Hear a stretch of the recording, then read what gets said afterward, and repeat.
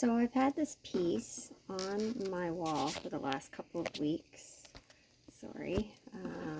and it just didn't have enough color. I added the dark pink thinking that would be enough, and then the white accents, but I felt like there wasn't enough color, so I decided to add an accent color.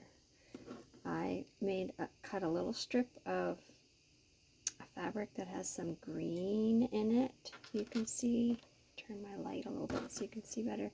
So it has some green and some pinks in it. And that was another scrap from Holly.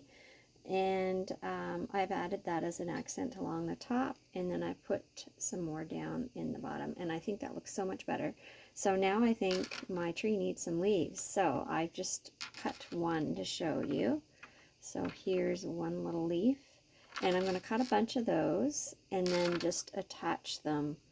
I think I'm going to use clear thread just to make it easy, so I'm just going to use an invisible thread and attach some leaves just to liven up this scene. I just found it was just too blah, and I think the little touch of green from this bright green fabric from Holly will be just the right thing. So I'm going to pause here and get set up, and then I will show you my stitching. Just wanted to give you another little tip. I just started cutting this, just making some little, sorry you can't see very well, some little scallops to make my leaves. So I'm going to do the scallops on one side, and then I'm just going to cut down the other. That's a quicker way of making leaves. I do have a rotary cutter that does this, but I find this is just as quick, and I find my rotary cutter doesn't always cut it anyway, so I ended up using my scissors, so I figured I'd just use my scissors today. So it's just a quicker way to cut leaves. So I've just laid the leaves on top. Sometimes I use a piece of tulle over the top to hold everything down, and then I just pin around the edges. But today I'm going to try this. I'm always experimenting to see what works, and sometimes I just don't feel like doing the extra work to do that, and it might cause a problem, but let's just try it. I'm just going to use this the seam ripper as a little stylus. You can use a stylus, you could use a skewer, but I'm going to try this today. So I'm just experimenting, and it's intuitive. The whole process is very intuitive. I've added some. I might add some more leaves on top. We'll see. So I'm just going to go down the center of every one of these leaves.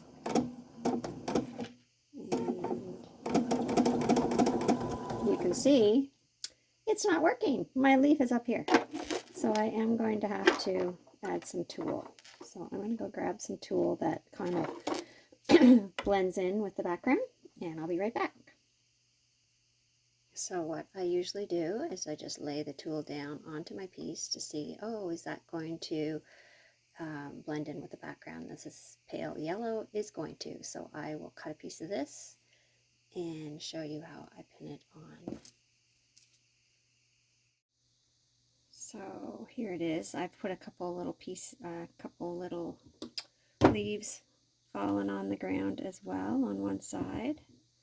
Just going to trim that little piece. So I've just got my little piece of tulle, and it's very stretchy, so I am just going to try to place it on top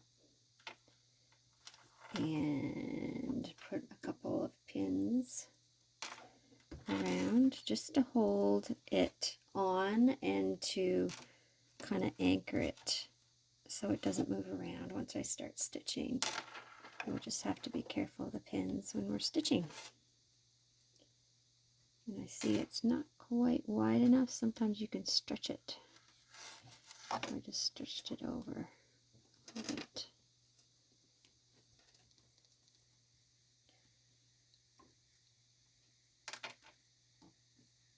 Doesn't hurt to add extra. So once this is stitched, I will cut away the tulle as much as possible. So there we go. And this is the same method you would use for confetti quilting. So if you cut little squares of fabric for the leaves instead, which is quicker, you cut little squares probably about 1/4 inch, You can lay them down how you like, and then once that's done, you can lay the tulle over top and stitch on top as well. That's another way to make leaves, which is probably a little quicker than this method, but I'm just going to move. And these tend to move around a little bit, but that's okay, because this one is kind of in the wrong spot now, kind of floating in the air. Just going to try to easily push that down a little bit. Sneak in there so I don't have to unpin.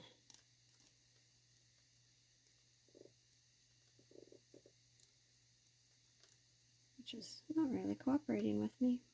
There we go. There we go. So it doesn't have to be perfect.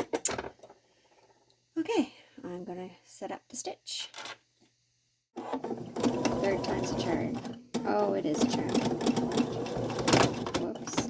So because I used invisible thread, I don't have to worry about you seeing my stitches, so I can just go haphazardly, but I'm going down the center of each one of those leaves, and they actually are staying in place quite well, which I'm pleased with. Sometimes when I do confetti and I have quite a pile of confetti, they do move around a little bit, and I end up having to add more after.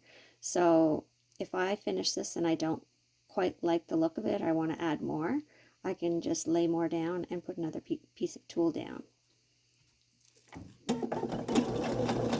think I just wanted to add a little accent, so I think this is going to be enough. Let's see what's done here.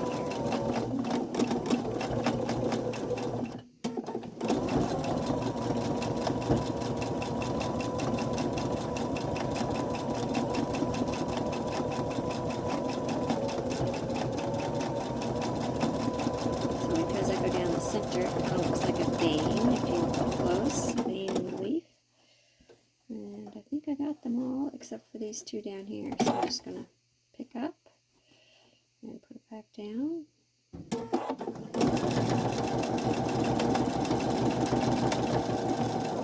Take a few little stitches and cut it.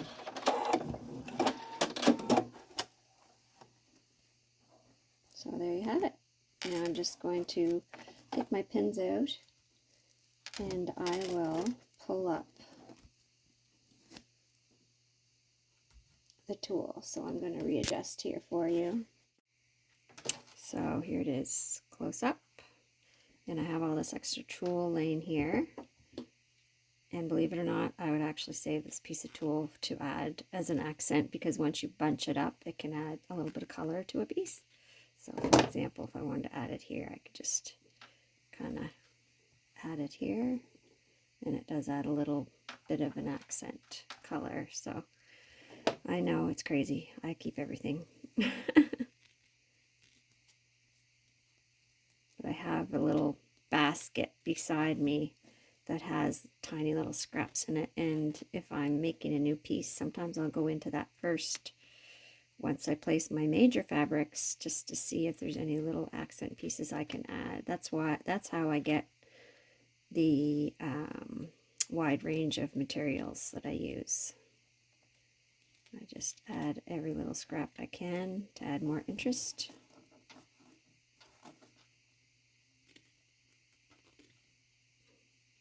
You notice I'm pulling the tulle straight up and then cutting it so I don't cut my fabric.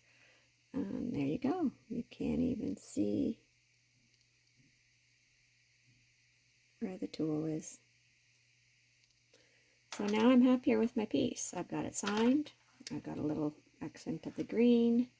It looks so much better in my opinion. So it's all experimentation with my pieces. I just kind of play around and try to have fun and be creative.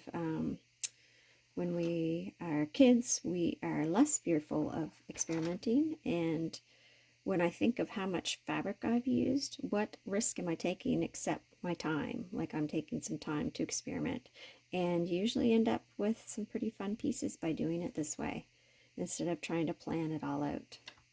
So I hope you enjoyed that, and I'll see you again soon. Thank you so much for watching this video. I appreciate it and I love sharing my passion. So if you could like this video below and also subscribe to my channel, it helps me reach more people so that I can share my passion with others. Thanks.